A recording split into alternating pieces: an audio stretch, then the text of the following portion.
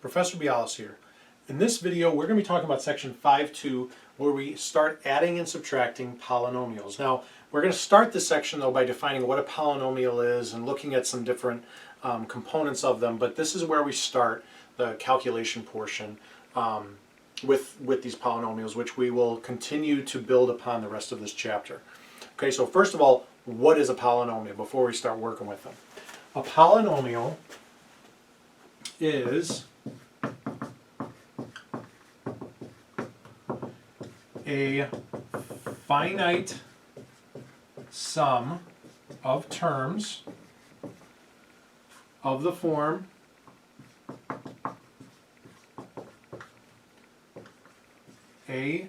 ax to the n. Okay? Now, there's a little bit more to it, but let's start with this. A finite sum of terms. First of all, what the heck does that mean? Okay, finite. Think of infinite. We all know what infinite means. It just keeps on going on forever. Infinite could also be pronounced infinite, not finite. So if not finite goes on forever, finite means it has a starting point and a distinct stopping point. Okay, so there may be 150 million terms, but there's going to be an n term somewhere. Okay, so you have a sum. Now remember, sum could also be subtraction, because subtracting is adding the opposite. But you're adding or subtracting a finite number of terms of this form. Okay, now a couple other things. A, that coefficient on the x, is a real number. That really doesn't say much. It can be pretty much anything. But n has to be a whole number. Now remember, whole numbers are nice solid numbers, but it's either 0 or 1, 2, 3, 4, and so on. No negatives, no fractions, no decimals. Okay, so first thing I'm going to ask you is this. Are these polynomials? And let's say we have 3x squared plus 5x minus 7. Let's say that. Okay, so is this a finite sum, first of all? Finite means it starts and stops. Yeah, that's finite. Okay, is it a sum? Yeah, you've got plus, the minus again, could be plus negative 7. That's fine. Now, are these terms of this form? Okay, ax to the n, ax, where's the exponent? Remember, you can always put that 1 there. Now, you might look at this and say, well, there's no x there, so that's a problem. Technically, no, because remember, if there's nothing there, I could think of that as x to the 0. Because anything to the 0 power, remember, is 1. 7 times 1, still just 7. Okay, so that can still be placed in there. So this is a polynomial. Okay, what about this?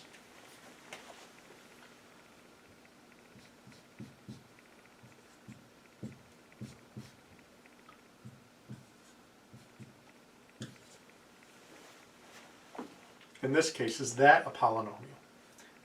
No. The reason being, we have this negative exponent right here. That exponent is not a whole number, so the answer, no. Okay. How about this?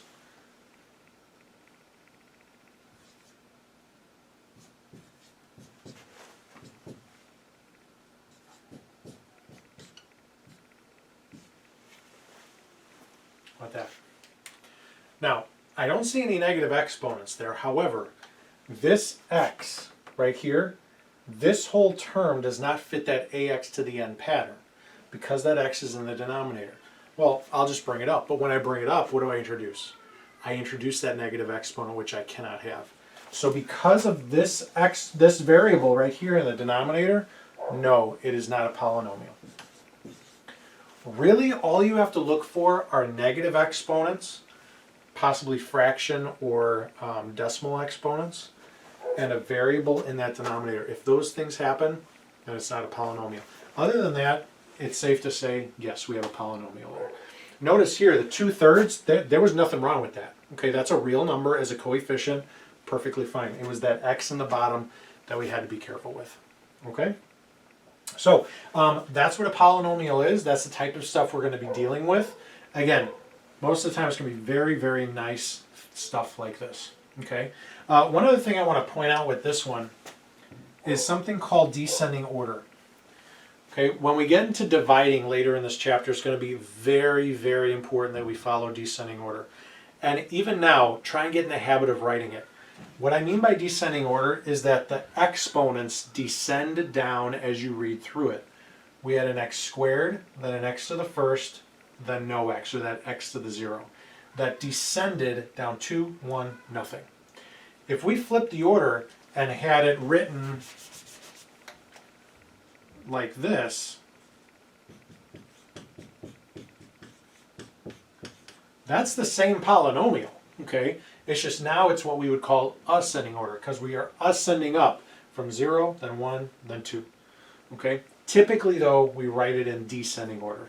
This is still a good order, but this is really what we like to work with and look at throughout these problems, okay? Next thing I want to talk about is just a little bit of terminology. Let's say we have a polynomial in general, but specifically, let's say we have a monomial, okay? Whenever I say that something's a monomial, that prefix mono means there is one term. What we were dealing with in that section 5155 discussion, those were all monomials, okay, single term. A binomial, like a bicycle, there's two. Okay, bicycle has 2 tires. Here we've got 2 terms. We have a trinomial. That would be 3 terms because of that prefix tri. Okay. Beyond that, there's really no special name we assign to it. If let's say it had 5 terms, we would typically just call that a 5-term polynomial. Okay. If we had 100 terms, a 100-term polynomial. Okay, sometimes someone will throw us a fancy name for 4 terms and whatnot, but primarily we go monomial, binomial, trinomial. After that, we just put the number in there. Okay. Next, let's look at the degree of a polynomial. Now, when you get into like a college algebra class, pre-calc class, you're going to use this concept of degree. Okay, it's going to tell you a lot about the graph, a lot about the answers, the solutions, all that. But right now, all we're focused on is how do we identify what the degree is. Okay, so we're going to keep it very simple right now.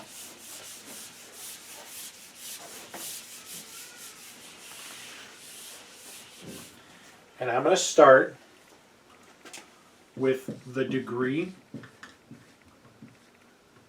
of a monomial.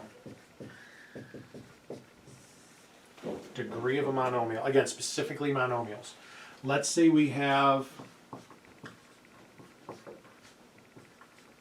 something like that. That's a single term, so it's a monomial. The degree of that would be 5. Okay? Why do you think it's 5?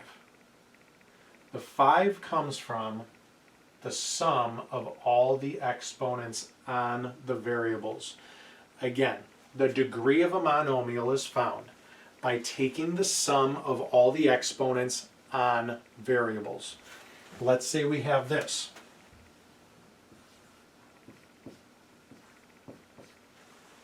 What's the degree of that? The degree of this would be 7. Be careful because we have the 6. This is understood to be a 1. Okay? So 6 plus 1 gives you 7. How about this?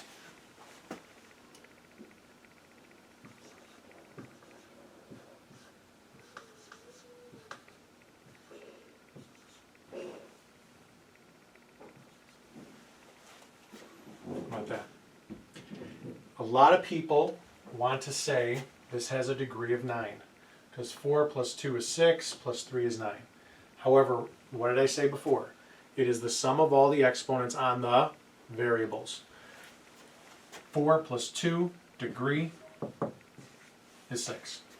Now, why do I not want to include that 3? Because what's stopping me from changing this and just writing an 8? 2 cubed is 8. I just changed the degree, didn't I? I don't want to be able to do that. That's not what the degree is looking for. Okay? So ignore those numerical coefficients when you're trying to determine the degree. Okay? How about this? What if I give you a monomial that's 18? Just the number 18.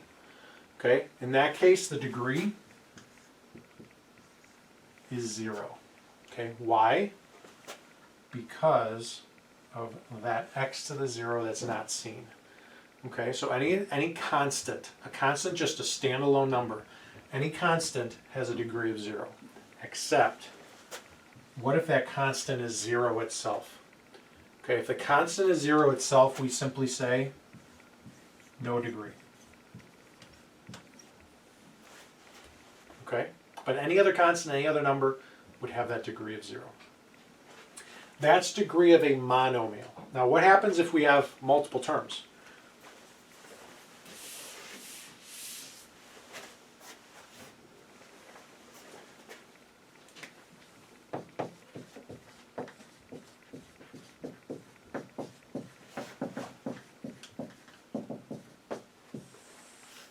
Degree of a polynomial would be something like this. Let's say 3x squared y squared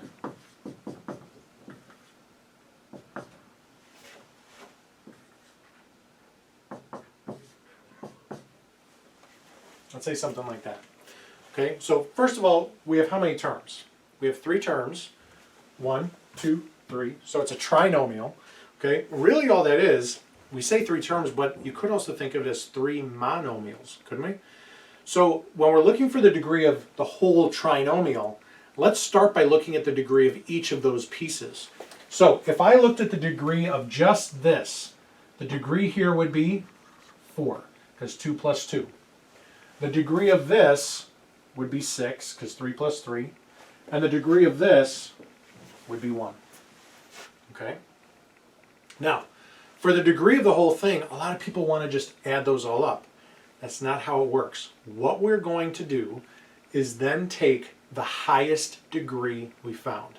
The highest number we found was 6. So the overall degree is 6. Not because it was in the middle, because it was the biggest number we found. End of story. When you start using degree in your later courses, you'll talk about what's called end behavior and all that. That's when you're going to see why that occurs that way. It's basically that this 6th power, this overall 6th power, is going to basically outdo all the other exponents. Okay, so as the numbers get bigger and bigger, these are going to lose their potency. So we're going to be left with that 6th. Okay, so again, you take the degree of each individual and then find the biggest number. End of story. Okay, so let's move on to something else. Real quick, they do throw at you a quick review of function notation and calculating with it. I just want to do a quick review just to make sure we're all on the same page. Let's say we have a function f of x equals x squared plus 2x minus 1.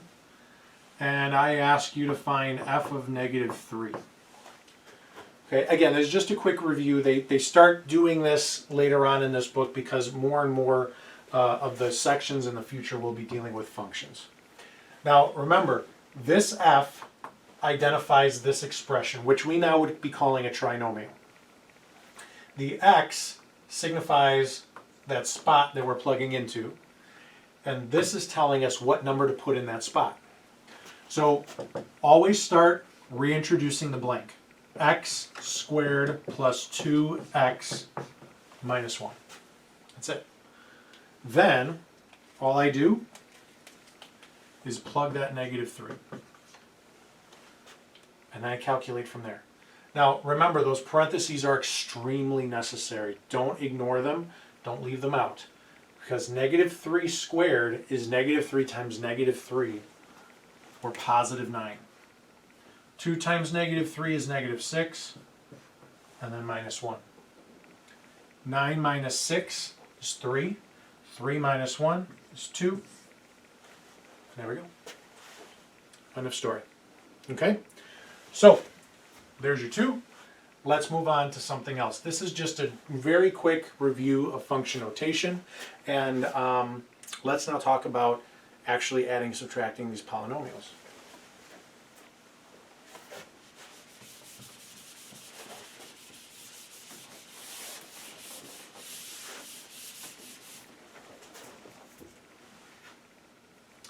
So let's say I have a trinomial like this, and I add to it a binomial, let's say that. Okay, remember, what a polynomial, trinomial, binomial, monomial, whatever it is, a polynomial is a sum or difference of multiple terms. We're then adding a bunch of terms. That's all we're doing. So really, those parentheses, holding those together, don't mean much of anything. So what we're going to do is simply drop the parentheses.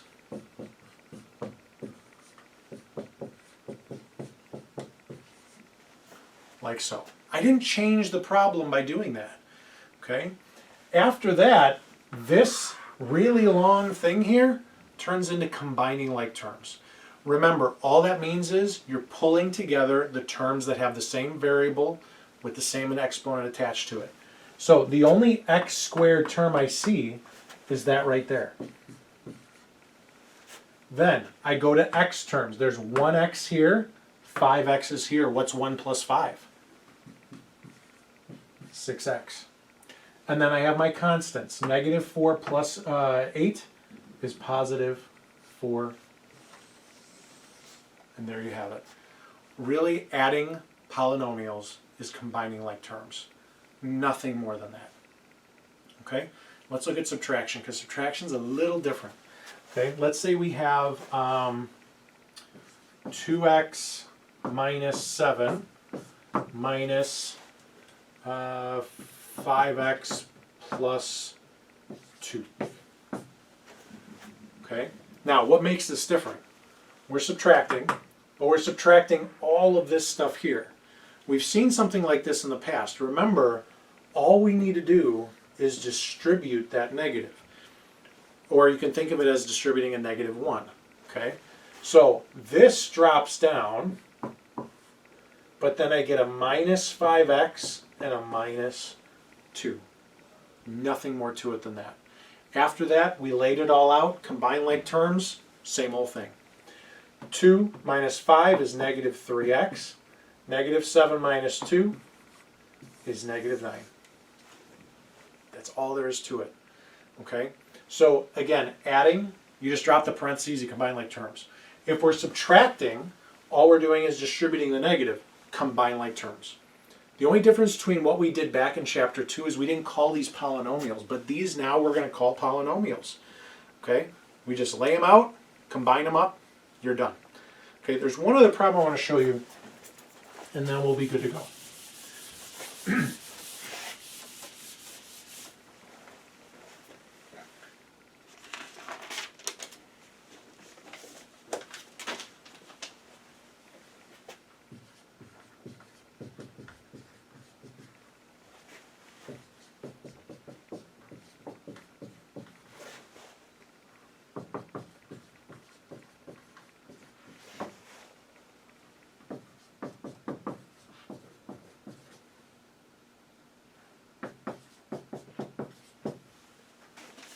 Say that.